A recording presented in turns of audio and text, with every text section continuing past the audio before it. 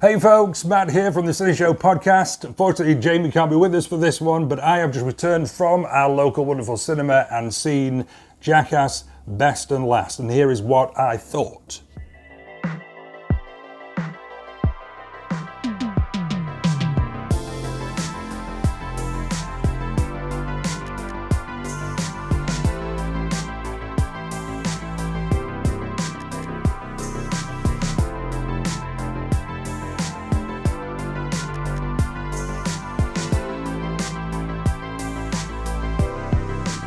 So, I really enjoyed it. I'd say this is very much a half and half. So you've got kind of half the movie is the best of stuff, half is some new stuff they've done.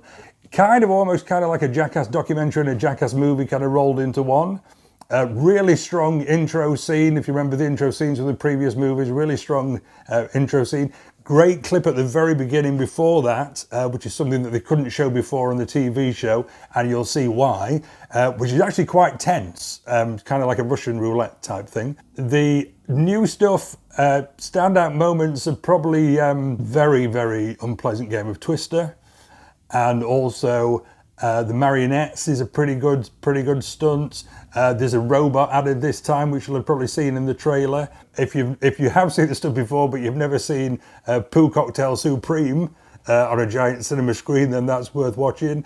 Other stuff that's in there from the past, the really funny, probably the funniest sketch I've seen them do is the Silence of the Lambs one. If anybody's seen that, where the guys are kind of locked in pitch black rooms, and I think it's Chris Pointius. Is doing a really funny Silence of the Lambs kind of dance in the background in the dark, which is just absolutely hysterical.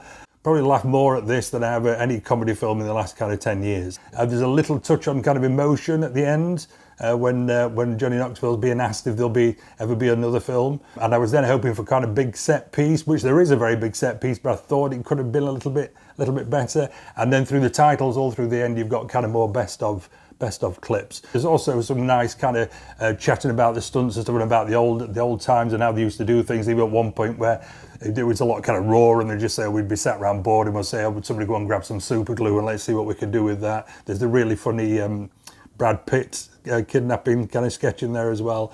And also there's enough new stuff, I think, to kind of please Jackass fans. And if you're not a Jackass fan, or you've not seen Jackass before, it's a good introduction to the world of Jackass and Johnny Knoxville and Steve-O and all the gang.